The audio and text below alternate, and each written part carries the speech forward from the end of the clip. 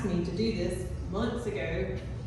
She messaged me and I was like, yeah, I don't think so. My heart, or I think I said my gut says no, but my heart says I better. So,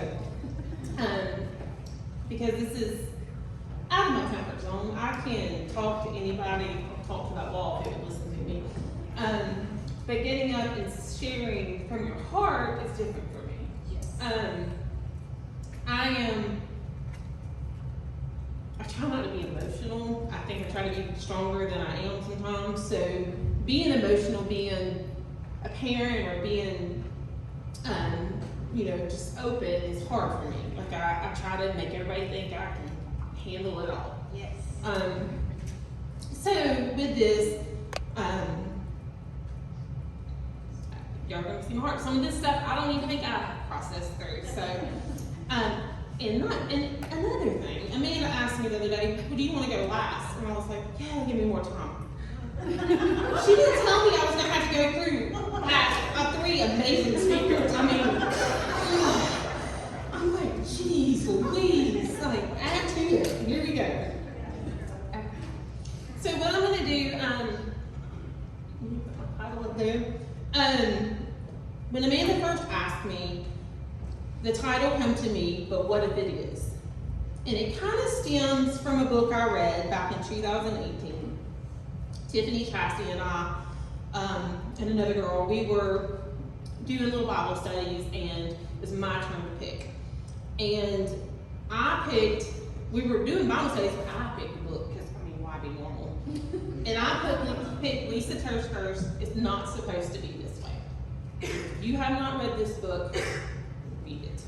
I have not read it since then. But I'm just going to read it again. But it comes from that because it's not supposed to be this way. But what if it is? What if what we go through, it is supposed to be this way?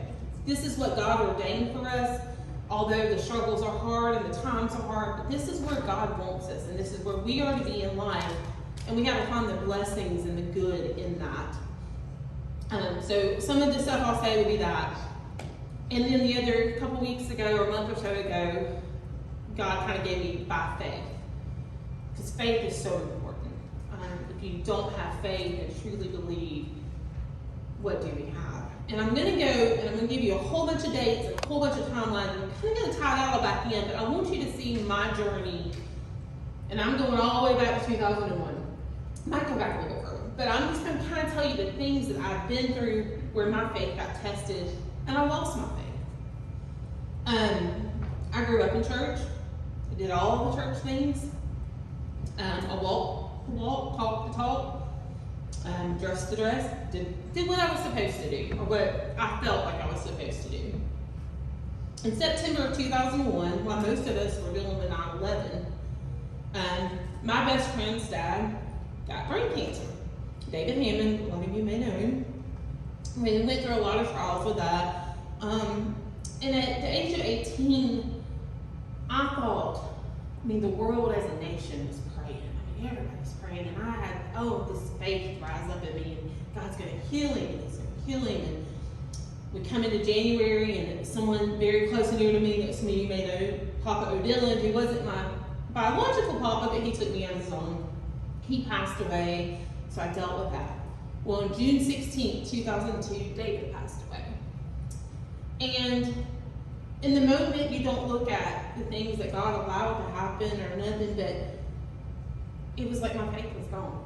I believed God. I knew God could, but I had no faith that he would.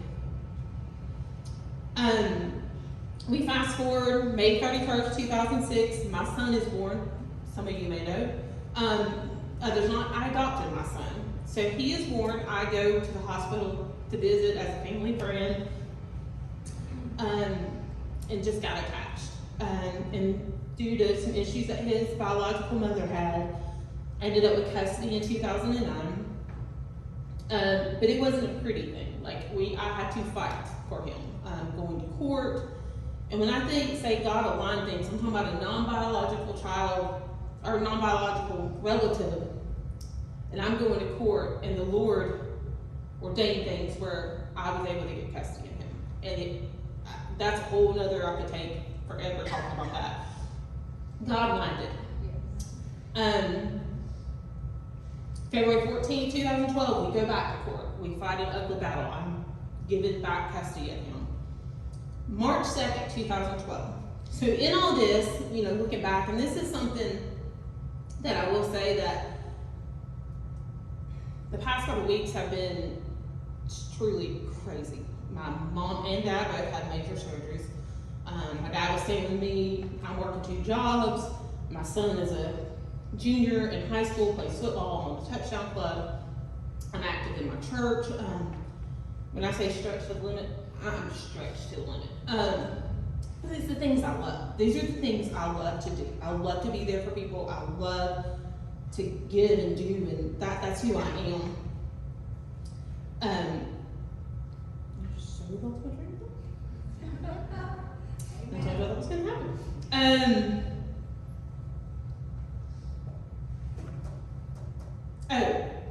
Get prepared for this. So I feel like I'm not as prepared as I'd like to have been, because the devil, when you're trying to do something for God, the devil's going to fight you even harder. He's going to put things in your life. I heard something the other day. It was like, he's going to put those distractions so you don't read your Bible more, so that you don't pray more. All those things. But in all this, Thursday morning I was in the shower, and that's my time with God. That's, as women, we find the time to get, and that's in the car or in the, I read something a couple years ago that said, women, growing up, you think of the women travailing at the altar and the prayer rooms, and I used to have that distorted image that I have to be in the altar, or I have to be in the prayer room to pray. I have to be on my knees. And that's not true. God meets us where we're at. If that's in the car, if that's at work saying, Lord, please don't let me tell this EMT off. Wherever that is, that's where God meets us. He meets us where we're at. And my time is in the shower, where I can cry and nobody hears me but God, and I can pour out. And Thursday morning in the shower, God showed me something I hadn't even seen, hadn't even realized. And this kind of ties into all these dates. So I lose my faith back in September 2002. Not my faith, but faith that God can do things.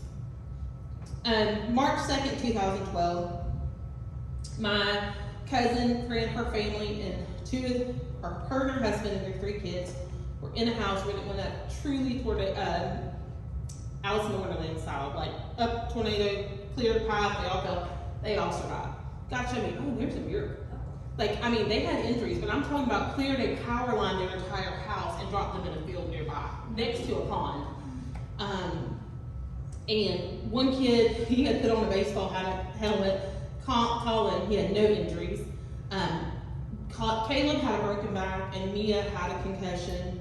Trish and Daryl were pretty beat up. Daryl, with everything broken from his jaw to his waist here, carried all 3 of his kids to safety before another storm hit. So God once again showed me, I perform miracles. Don't be beat all this. I still don't have faith. May 2013, someone else, Audrey Lewis, I believe God was going to heal. He didn't. He healed her in heaven, but he didn't heal her here. So I lost a little bit more faith. But, June 2014, I officially adopted Braxton, so it was a happy day. We're going to fast forward a few years, November 2020. Ronnie Lewis left us. Unexpected. It hurt. We were dealing with COVID. Everybody didn't get to see each other like they used to. And you don't understand. You don't have the answers.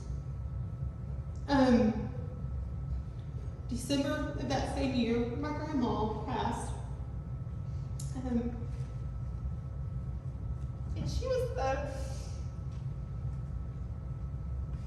the most selfless woman I've ever met. And she had Alzheimer's and wasn't the same as she was. She was a true Proverbs 31 woman, and at her funeral, I actually spoke on that. But she is, so we go into that, and this, of course, during COVID, and she had COVID, so we had to put off the funeral, so we had all that stress. In the middle of all that, and that's something else I have not processed, my back starts hurting. This is December 2020, but Christmas is in, we're trying to get a funeral. Life. Work is, if anybody in healthcare during COVID, we worked nonstop. Rewriting protocols, it was never ending. My back started hurting, so I started going to chiropractor, and that felt better. January 27th, I went to my gynecologist to have my yearly. As I ask every year, because my paternal grandmother had breast cancer, I said, can I get a mammogram? Will you, do a mammogram? And no, you're too young. It's on your paternal side. It don't fall on the paternal side. It's only maternal. You hear all the things. And I'm like, okay, again, advocate for yourself. If you got a feeling, do it. So she didn't feel nothing. Again, this is January 27th of 2021. February 13th, and all this time I'm still going to the chiropractor because I hurt, like my back hurts. February 13th, we were going to Gatlinburg, and I had a really bad migraine. And we went to the Pigeon Forge in Gatlinburg for the weekend. Had hurt all weekend, didn't feel good. We went to indoor snow tubing, and I thought I just messed up my back in there because, it jerked you so much. So we come home on the 16th, and I go to work on the 17th morning, and my tongue is swollen, and I'm slurring my words. And so I call my doctor, and they're like, get in here. My blood pressure was through the roof, so they thought I didn't have a stroke. So they sent me for a CT scan. It came back okay. So the next day I go in, they do all kind of blood work. My SED rate was high. And during this time, my normal nurse practitioner that I see there was out. So seeing somebody else who didn't really know me as well, and nothing against her, it was just not my normal person. My SED rate was high, so they sent me to vascular to have a temporal ultrasound done to see if there was something there. There was nothing there. We teetered on into March and April, and I am hurting so bad. I can barely move, I'm hobbling. I would tell people when I lifted my leg, it felt like it was breaking. And people thought I was crazy. I thought I was crazy because it felt like it was breaking when you moved it. My chiropractor, I'll be honest, was the only one that really, I think, listened to me. And she encouraged me. She was like, you need an MRI. There's something else going on. So I went and got an MRI. And the MRI came back, and I didn't tell anybody in my family, but it came back that there was abnormal signal loss in my fatty bone marrow, which can mean anything from anemia to multiple myeloma. It's very wide range. And I'm the type that's pretty private on that stuff. Don't want anybody worried about me. Let me worry about you. So I had, I set up an appointment with Dr. Schleichel for April 16th, and I ended up in the ER one Friday in March because I bent over, and I have a little bitty dog. I bent over to move his dog bowl, and I felt like my ribs broke. And I couldn't breathe, and then I think anxiety set in. I felt like I was having a heart attack, so I made it through the night, and then the next morning I took myself to the ER. ER doc sends me home saying that I have a bruised rib, just no x-rays, nothing in my heart, even though I told him it's I feel like I'm having a heart attack. Sends me home. April 13th, I'm getting ready for work, and I'm in the shower, and I've gotten to where when, in the mornings, I just get so nauseous and stuff, and I would about pass out a lot. And so I was in the shower, and I got real hot nauseous, and I remember sitting there going, God, don't let me pass out in the shower, because my son is gonna have to come in here and find me, and please let me get out of the shower. And so I stepped out of the shower, and normally I'd get dressed, but I said, I'm gonna go ahead and go in my room, get my clothes on, and sit down for a minute. Well, as I go to walk into my bedroom, my leg broke. Hip broke. But I didn't know at the time, but I always compare it to those little, those people that are the little wavy things that are outside the businesses that kind of float in the wind. That's how I felt like I did, because it was like, and I just slid across the floor. And I always lock my bedroom door. I'm a single mom of a teenager boy that, so it's just, I lock the door because boys do not think about nothing. They're going to walk right in. And they don't do it intentionally. I believe he'd be scarred for life, but it's just and so I'm laid out across the floor, and I'm laying there, and I tuck my left knee into my right knee, and if I lay like that, I feel stabilized. Well, healthcare kicks in. I'm feeling all down my left leg. There's no bones broke. I wiggle my toes, and you're sitting there, and I guess I'm probably still in a little bit of shock. And so I just kind of, okay, what do I do? I cannot, and I'm kind of wedged behind my door. I'm like, there's no way I can reach up and open my door. I was like, I know what locked it. What am I going to do? I was like, Lord, please let me not lock my door. To this day, I do not know if I didn't lock my door, the Lord unlocked it. But I hollered out for Braxton, and he was 14 at the time. And I said, Braxton, come here. I said, don't freak out. What I need you to do, because he knew I hadn't been feeling good. I said, I need you to go grab a blanket. I want you to throw it around the corner of the door, and then after I get the blanket and cover up, I need you to come in and bring me some clothes. Because I'm like, I work EMS, ain't none of these folks come up in here and find me butt naked. So I'm laying there, and of course I have the phone, and of course it's the week that our office is moving from over on Athens West Parkway to Mitchell Bridge. So I have the work phone, and I'm calling them, trying to set things up, figure out what to do, and that they can't transfer the phones because the phone lines are down, so I still have the work phone. And I'm answering all the calls, and so I try to put clothes on. I can't do this. So I called my brother who lives 2 houses. My dad had already gone to work. My dad lives right behind me, and my brother lives back behind that. Called my brother, and I was like, hey, I need you or Wanda to come up here and help me. Well, Wanda had just tested positive for COVID. I said, somebody's got to get these clothes on me. I said, because I ain't doing this. So my sweet little boy had brought me clothes, but y'all, he brought me a pair of dress pants and a t-shirt. And I said, yeah. And of course I had told him bring me panties and a bra, and then I'm like, yeah, I don't care at this point, just get the shirt. So my brother comes out there, and we're able to maneuver, to this day I don't know how, some shorts on and a t-shirt.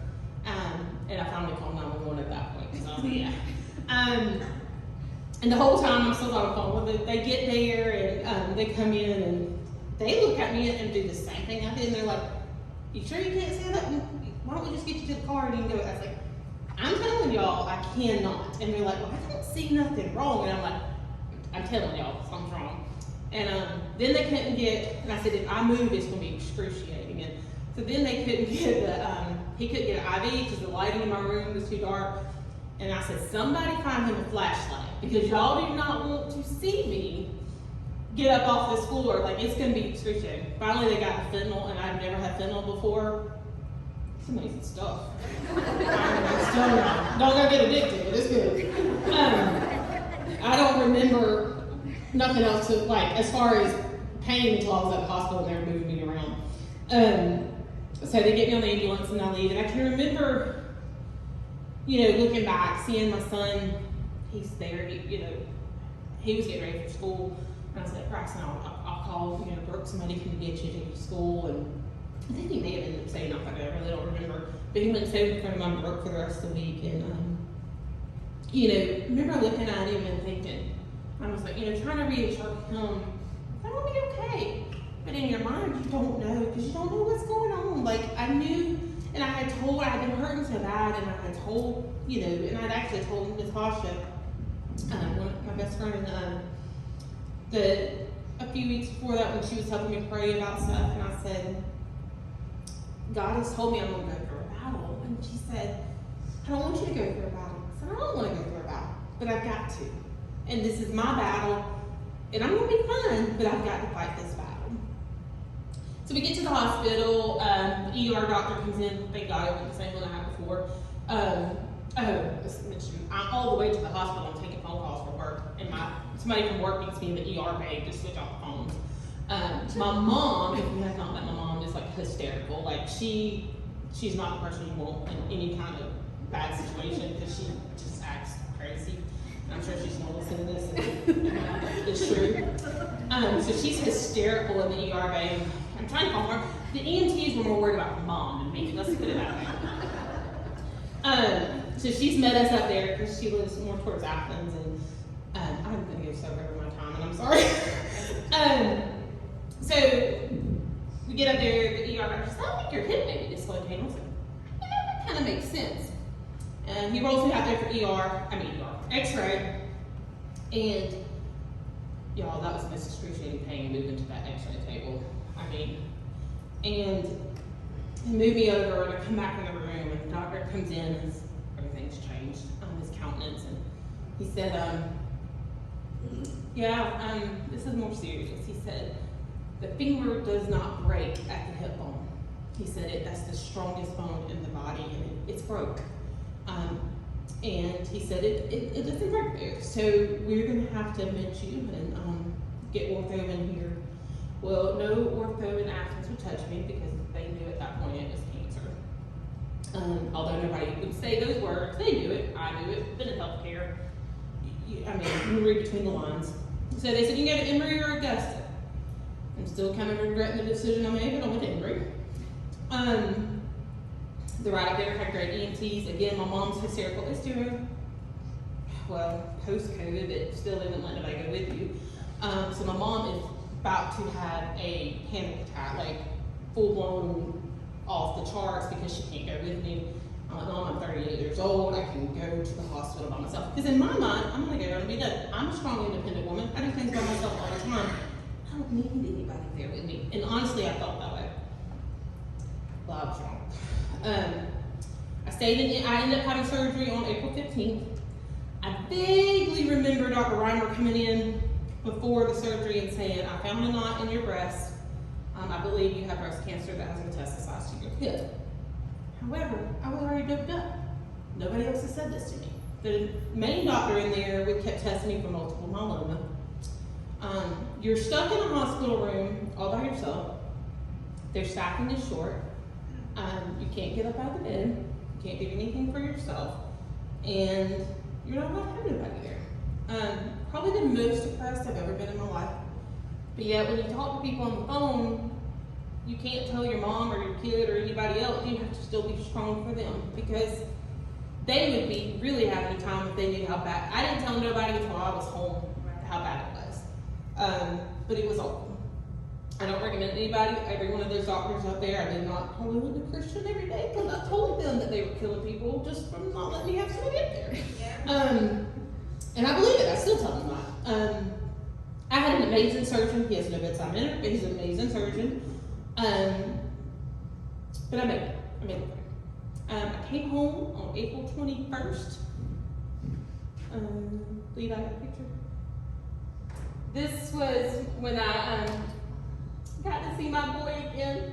I met him at the school. He was a weight training, and I friends with the coach, and I called him and said, hey, can you, like, when I pull up to the side, I pull up out of the weight room, and you run me out. And he literally, there's a video, he literally runs out of his shoes when he saw me, and so he's a mama's boy. And so that's a awful picture of me, but that's when I got to come home and see my baby. We went through the next few weeks. I was blessed with an amazing physical therapist, Robert Anderson, that really pushed me to my limits. I went from somebody that, before COVID hit, that was doing 9 rounds 3 to 4 times a week, loved it, could lift anything like most men, like I took pride in that, to somebody that can't bend over. Still can't bend over straight. If you ever watch me, I kind of do this weird wobble thing, because this leg still, like putting my socks on is a workout. Still. Because I had a total hip replacement and partial finger replacement. But we carried on. Friends and family came out of the woodwork. When you talk about medical bills coming up, like, I can't even explain like how the medical bills come out, like between surgeries and stuff. And up until this month, and that happened in April 2021, I have not had to pay out of pocket for anything for the money that people's raised for me.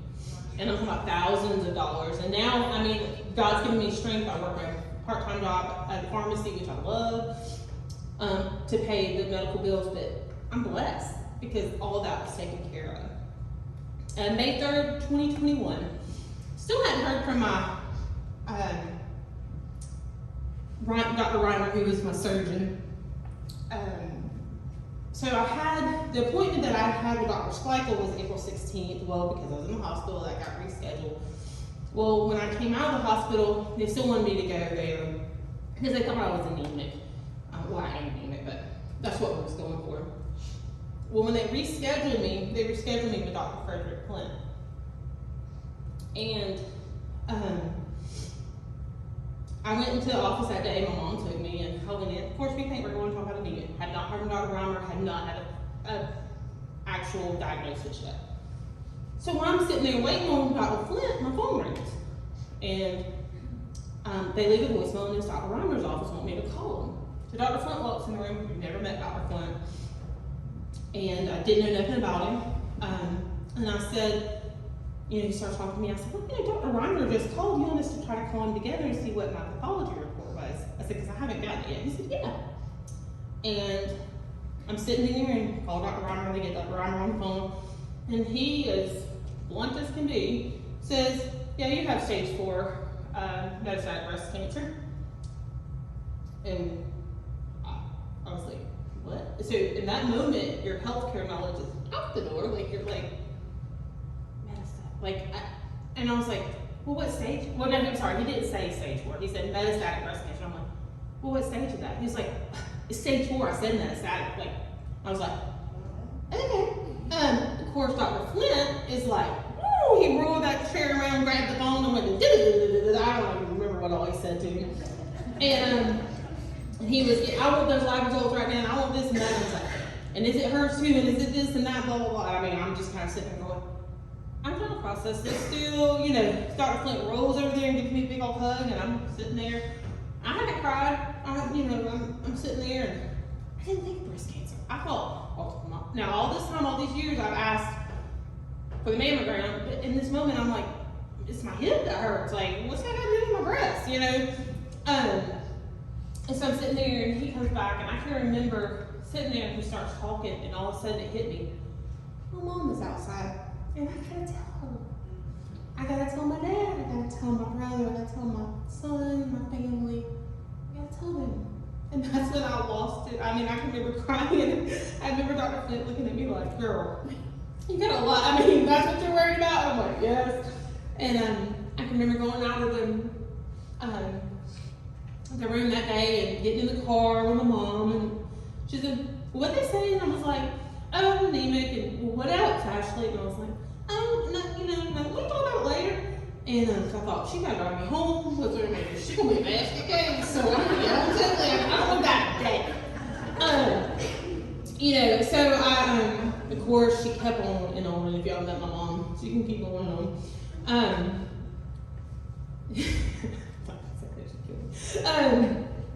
And so,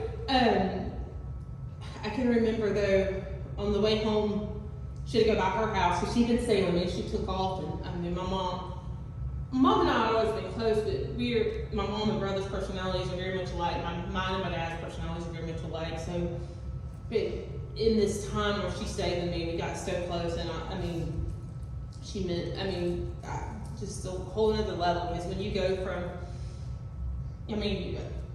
your uncle, somebody's got to help you do the bath, somebody's got to help you go back, everything, like, you can't do anything.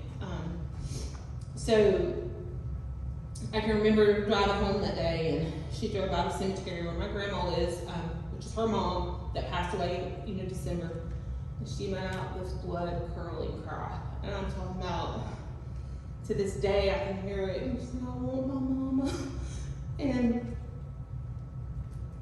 I knew that she was hurting, and I told everybody that cancer diagnosis or any sickness, it's the family takes it too. It's not that, I think they hurt as bad, if not worse, honestly, because I feel like I took it better than my family did. So we fast forward, I did 2 weeks of radiation. June 7th, I started chemo. Y'all, I grew up Pentecostal. We had long hair. And y'all gonna think this is so pretty, but losing my hair, it's been the hardest struggle of this whole thing. the whole thing. I went into chemo thinking, I ain't gonna lose my hair. I'll be the exception. No, about 12, 14 days after my first chemo, it starts falling out. I cried more than I had cried the whole time. I don't know, and when people talk about God giving them peace and strength in them, I have felt that more in the past year and a half than I've ever felt in my life. That peace of knowing everything was going to be okay. I had that from the moment I got my diagnosis. As far as me, I knew I was going to be okay. I know that I'm here for a purpose and a plan. But I still struggled. So on June 22nd, well, that weekend, I cried, God gave me peace on that Sunday. They sent Jessie Brewbreaker to me to bring me a bunch of wigs and things and tell me her story. And I got such peace. And I said, you know what? We're shaving this head. So on June 22nd, I shaved it. Actually, I didn't. Brent Lewis and my son and my brother, they all shaved it. And very few people probably have seen that. Because I was embarrassed by it. At home I would wear it, but out I did not. A lot of people say, oh, go without. I couldn't. I just couldn't. And you speak of things when you're going through them and you're having those moments, and I'll always tell everybody, I had bad moments. I never had bad days. I didn't let myself live in it. I won't dwell on it. Didn't focus on it. I might have a bad moment, and I was like, all right, Carol, get stuff up. We got to do things.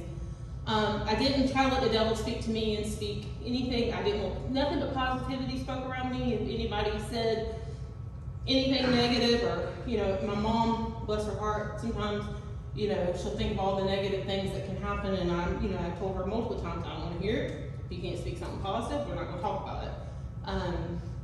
So July 13th, I was having one of those moments where I was on the way. I started out working part-time, and I was on the way in, and I was like, the devil tries speaking to you.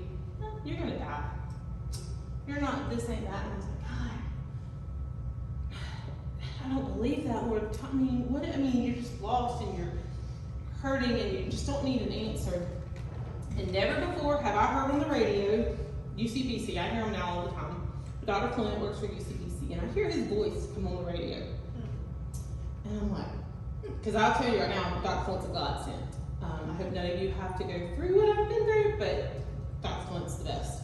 And he made this statement, to heal is to make whole, and that is what we do best. And it was like it spoke straight to my heart. I was like, you hear me, God. You're meeting me where I'm at right now. That moment, I needed to hear that, and you're here. So I'm plugging through chemo. The first chemo was really bad. I got super sick. My fault, because I'm the type, if I don't like it, I don't eat it. You can't help that. But I find enough of what I do like, and that's carbs. But smells were really weird. I couldn't stand the smell of pork. Most meat, it made me nauseous. In your mouth, there's like sores in it. And I tried the Magic mouthwash, and that was disgusting. I just rather have the sores in my mouth. So I would eat frozen grapes and stuff, or sherbet. And luckily, I had a doctor that wasn't all about that. You gotta eat these certain things, or you're gonna eat your, feeding the cancer. He was like, you eat whatever you find that you can eat. But I got super sick because I didn't take the medicine, because I thought I was stronger than this. Take the medicine. I got super sick and dehydrated, had to get fluids. The next time I learned, I found something. I didn't eat a lot, but I found enough to keep my calories up. So I'm plugging through treatment. August 6th rolls around. Tiffany had came over, her and Jalen. We had done a fundraiser for some t-shirts for me, and we were going to sort them, and we're sitting there talking, and my dad had been having his back been killing him, and years ago he was told he needed back surgery, and he kept telling us the past month or two that it was bad, and he just it was just hurting. Well, he had been at work. He's a sheriff's deputy in Madison County, and he had pulled up at home at a little after 5, and my sister calls me, or she texts, but I didn't see it because I was talking. And everybody knows me and Tiffany, we get to talking and there's nothing else going on. Well, then she calls and she's like, I need you to call 911. Daddy can't get out of the cop car. And I said, is it his back? And she's like, yeah, I think so. And it wasn't his back. I get out there, my hollow self trying to get out there. You could probably, I can barely walk at that point. I'm just like trying to run out there, which is hilarious. And I get out there, and my daddy is sitting in the cop car. Now, granted, Tiffany has just lost her daddy to a heart attack in November. And we're sitting there, and my daddy is having a massive heart attack in his police car. He is drowning in fluid, you can hear it. And my brother had gotten his bulletproof vest off. He can't get out of the car, and he's turned the shade of green. And I can remember getting in that car. I don't know how I did it. I got in the seat with him, and I'm holding him up back, and Daddy, don't leave me. Whatever you do, don't leave me. And crying out to God. I have a sister that's self-proclaimed atheist, and I even have her over there trying to pray. We're all praying and travailing, and thank God for Madison County EMS. Keith and Rodney, they came out there and knew what to do. I can remember calling EMS back. I called EMS those back. Called back and was like, no, y'all gotta get here. Of course, I didn't think they got there quick enough, so I'm calling again, and they're like, we're on our way. And I was like, this is the longest minute ever. And they got him out, got him to the hospital. He ended up going in, had to get a heart pump put on the next morning, and had quadruple bypass surgery on the 12th of August. There's a picture. This is him in ICU. His hands, everything were extremely, that's just his hands because I'm sure I don't feel it. But, and I can remember they were sitting there holding his hands, thanking God for bringing him through surgery, but just praying that he would recover. And I literally thank God every day for saving him, because I know how blessed I am, because everybody doesn't get that blessing. He was in the hospital for over 2 weeks, in rehab for almost 3. Came home to stay with me for a few months. And then eventually went back to work, and then his back hurt, so he just had back surgery. But went through that flying colors, as far as his heart and everything. So we're super blessed there.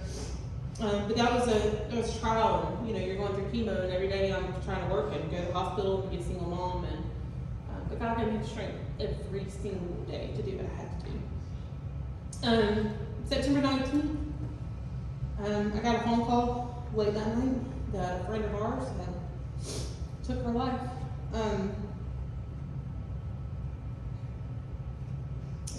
It just rocked the world of everybody that loved her. Didn't expect it, didn't know it. We never know where somebody's at. We don't ever know what the words we can say, the things we can do that can change somebody's life. Always be kind. I'm not always good at that, but always be kind. October 21st, 2021, I had my second PET scan. Oh, I didn't even tell you. So back in May, I did my first PET scan. I have cancer pretty much in every bone in my body. I don't even think I probably told everybody the truth when I read my PET scan. I think I said, oh, it's in my hip, and other places. It's in some bones. It is in pretty much every bone in my body. My numbers from the first week to the second week, from the first treatment to the second treatment,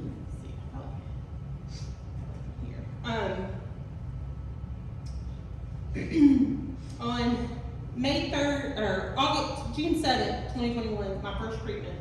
There's different numbers that you look at, and your CA15, you want it less than a 32. Mine was 177. These are the tumor markers in your body. My CA2729, you wanted less than a 38. Mine was 263. We're talking 177 to 263. One treatment. After one treatment, my numbers were 22 and 40. When your doctor, who's an oncologist that sees it every day, goes, you're a miracle. You're an absolute miracle. My numbers are currently, at the time done, 8 and 14, so I'm under the 32 and 38. My doctor looked at me this past Monday, and because I had to ask a hard question, because although I knew it in my mind, I hadn't physically asked it. I was like, because I do immunotherapies every 3 weeks still. How long do I going to have to do these immunotherapies? The rest of your life. I do it. But you know what? It's got me here. I can live, I get to see my kid, I get to watch him grow up. I'm okay with that. Sometimes it's hard to the bill, the financial part, like, ugh. That means echoes every 3 months, PET scans every 6 months, and the treatments, but God's good. On October 21st last year, I got my second PET scan. It was a lot better. So good that my oncologist decided to stop my last 2 treatments of chemo. So which scared me a little bit, because I'm like, it's not all gone, so why are we doing this? But I had to trust him, and that's what in the very beginning, because my healthcare mind, I've always been one to research and do my own research and dig.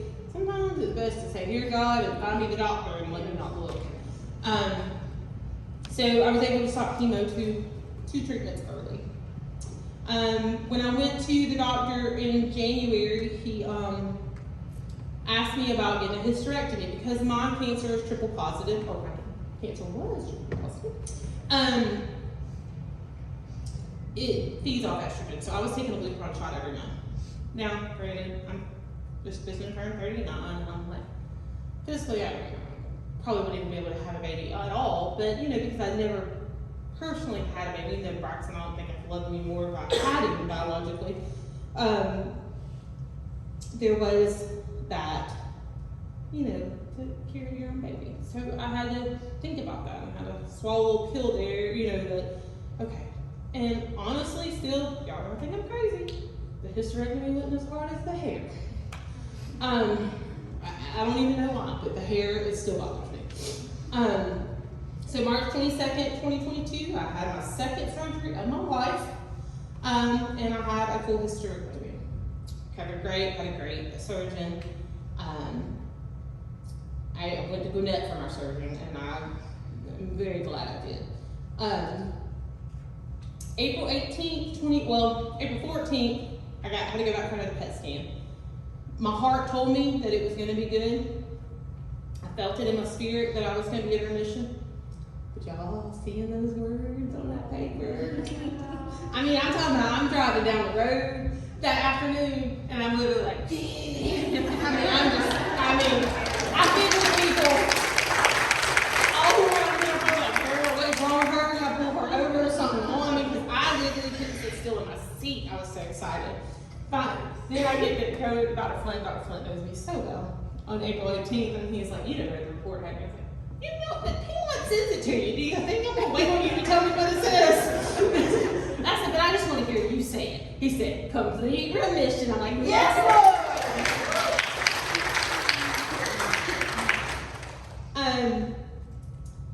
So, some of the things I want to tie into all that. So, I'm sorry, I'm talking forever. It's so hard to stop when God's been so good to you. I went through so much loss and so much of losing my faith. And God tried to show me with different things, like the tornado, and hey, I still perform miracles. Hey, I gave you the sun. I still perform those miracles. But stubborn on me, didn't listen. God sometimes has to break us to make us. I've always been one that does for others. It was hard for me to accept help from others. Financially, it was really hard because I struggle with that. But even other things, like having to ask somebody to help me pick something up, I struggle with those things. I still do because I don't have the strength back that I had. I'm planning on, hopefully I'll have it. But I've struggled with those things. But God showed me that, He put things in place. Do you know God gave me Braxton because He knew I wasn't going to be able to have a child of my own. So He planned that 16 years ago that, hey, I'm going to give you a baby to love. So you're going to have him and you're going to hold him and you're going to love him. And because I'm preparing you for this journey that's set before you. And I'm really big on faith. It says, for as the body without the spirit, James 2:26, sorry. For as the body without the spirit is dead, so faith without works is dead also. We can say we have faith, but if we don't show it, if we don't tell it, if we don't put it to work, it's dead. So you have to prove it, you have to show it. And then Hebrews 11:1. Now faith is the substance of things hoped for, the evidence of things not seen. So faith is what we hope for. I hope that I always have, I believe that I'll always have clear stands. And we have to see that. We may not see the evidence quite yet. Even when I was going through the trials and I knew God was I was going to be okay, because I felt in my spirit that God told me I was going to be okay. The test results didn't say that at first, but God did, and I had the faith that one day, it may not be now, but it's going to be. And then Matthew 17:20. And Jesus said unto them, because of your unbelief, for verily I say unto you, if you have the faith as a grain of mustard seed, you shall say unto the mountain, remove hence to yonder place, and it shall remove, and nothing shall be impossible unto you. And Lord, let me tell you about the devil. He fights me hard. Tasha gave me a mustard seed bracelet for my birthday this year. It broke. Her mom gave me another one. It broke yesterday. I said, well, here you go, devil. I'm going to put them in my pocket.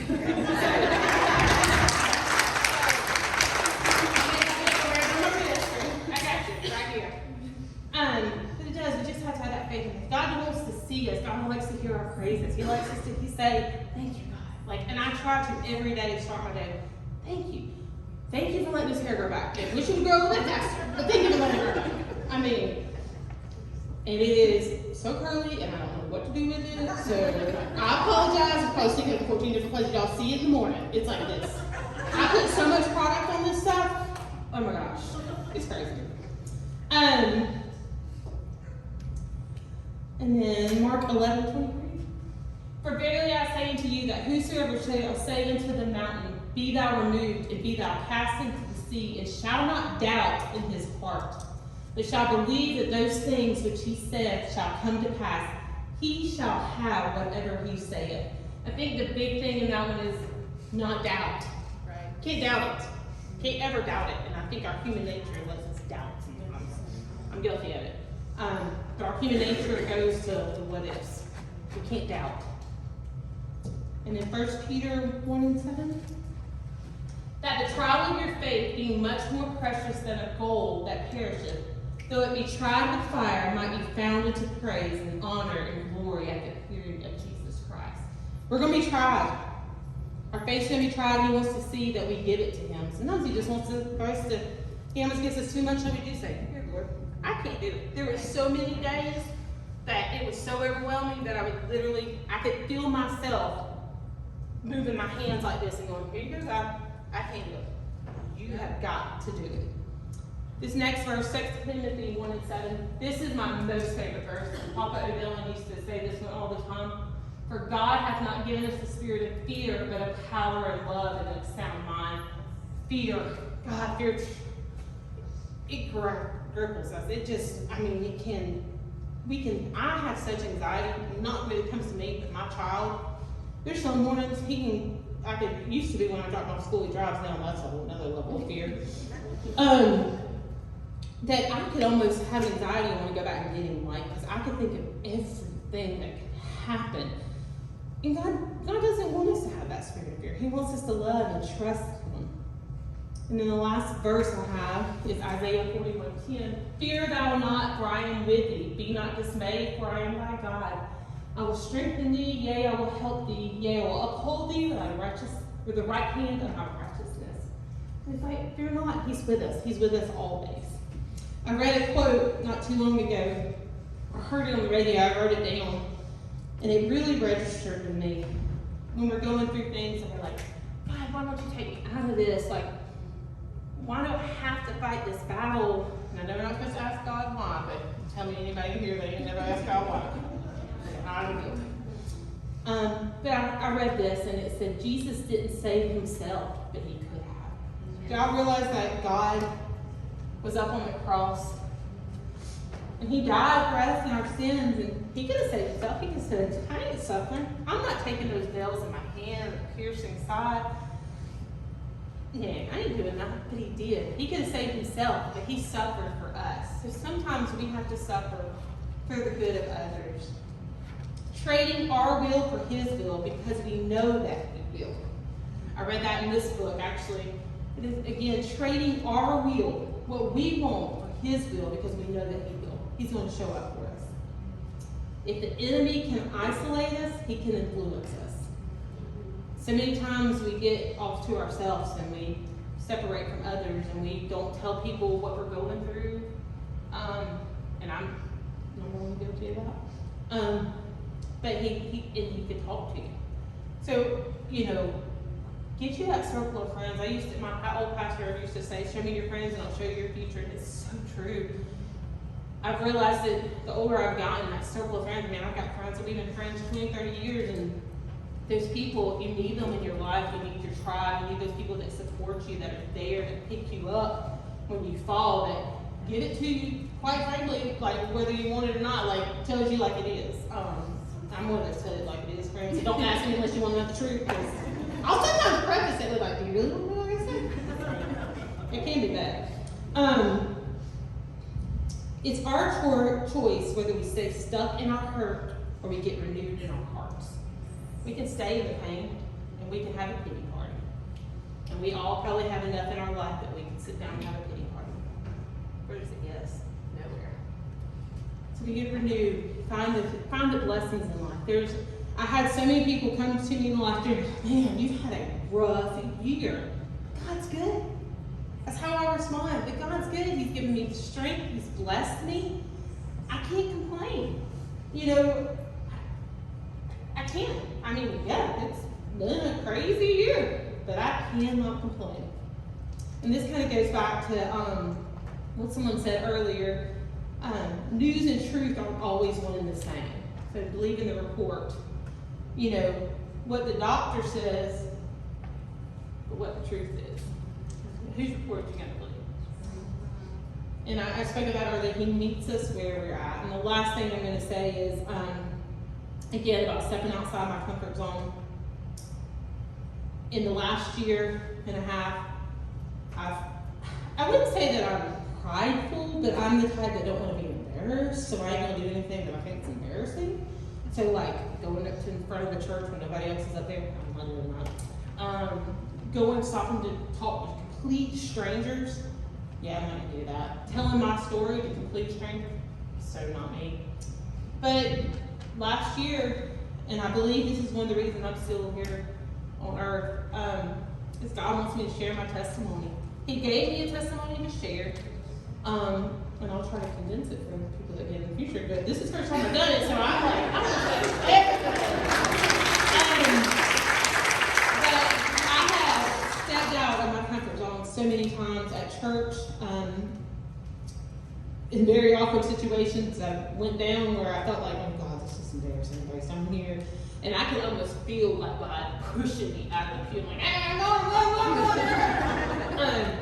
I have been in the grocery store, and God said, I want you to go speak to them. I don't know them.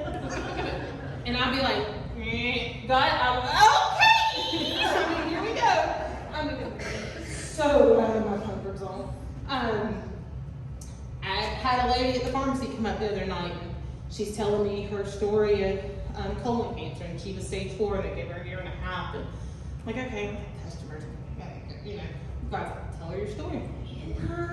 Time, God. Like, I mean, we got work to do. We're so backed up back here. Yeah, I said, tell her your story. Okay, man. So 20 minutes later, we're talking about the story, and I don't know what they were doing there. They're probably like, girl, can you get the business? But God uses us. He wants to hear our testimony. He wants us to share it. Our testimony is there to touch somebody else. I have met so many people since my journey that are going through the same thing that I've been connected with, that I've been able to tell my story and give strength and encouragement to. Sometimes people just need to know that there's somebody else going through it, that they've been through it, that they made it through. So we have to be what you've been through, what you've done. A lot of people don't know by just looking at you what you've been through. I would have never, Melissa may not remember me, but I was going to 9 Rounds on Timothy Road and they bought it out, but it happened right before 2020. And then it closed, so I ended up canceling it, and then 2020 happened, and then I got sick. But I would have never thought what she had been through by meeting her out there, her and I. Like, wow. Like, you know, your story makes a difference. You make a difference. I forgot the one. Oh, y'all coming. July 12th, my son, who is my thing that I have probably failed at as a mom, one of the most, I failed at a lot of things as a mom, but is that I didn't stay consecutively in church. We would go, we'd stop. We'd go, we'd stop. It's human nature. So he's been raised in it. He knows the truth. There's something about being raised in it and doing it versus knowing God. And there's a level of knowing God that just, wow.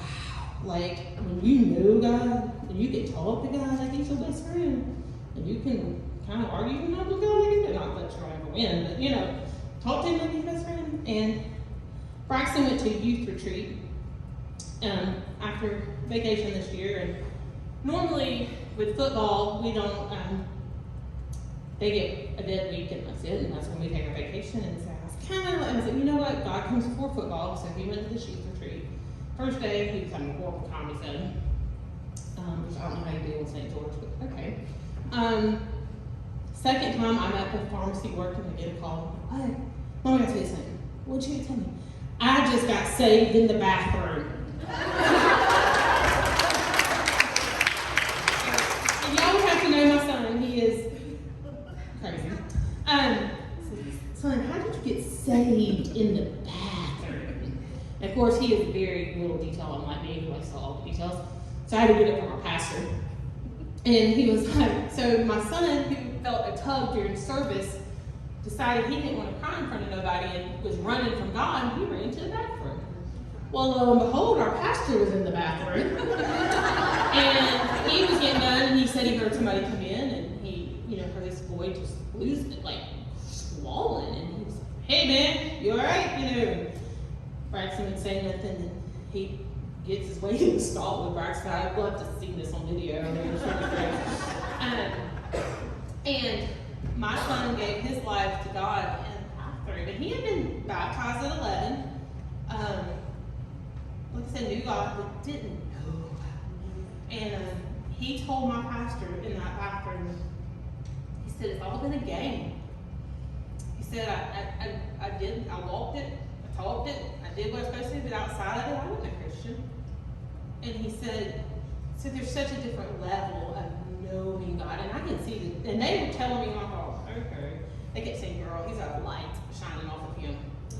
And I was like, okay, he's still at the beach and I'm still here. Well, a lot of the kids got baptized down there, but he didn't want to get baptized and come there because he wanted to be there. Well, he wanted to be baptized down there, but he wanted to be there. So it's not, I can't drive to St. George to watch you get baptized tomorrow. Don't work like that. So he got baptized at home 2 weeks ago, and there's just a light about him. And so God's good. Keep your kids in church, if I can say anything. And be honest with them. I fail every day, and I lose my temper, and I have to learn grace and mercy. And the biggest thing I have to try to learn with him is that when you mess up, tell the truth, be honest, ask for forgiveness. I asked my son for forgiveness a lot of days. Son, I'm sorry for losing my temper a while ago. I was stressed about something else. I took it out on you. It had nothing to do with you. Now, granted, you could have cleaned your room, but I shouldn't have exploded like that. I mean, but show them grace, show them mercy. As moms, we're stressed. We hold everything. But the babies, we're here.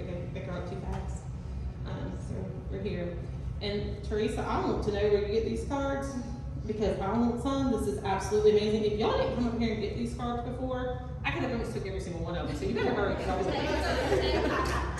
Amazon. I'm getting them. And this one I picked up a few, I'm not gonna lie. This one, faith doesn't make things easy, it makes them possible. To me, this hit on what I was talking about. It makes them possible. It's not easy. And one of my favorite songs is the Cry Family, Through the Fire. And he never promised that the cross wouldn't get heavy, but he always promised he'd show up on time. Thank y'all.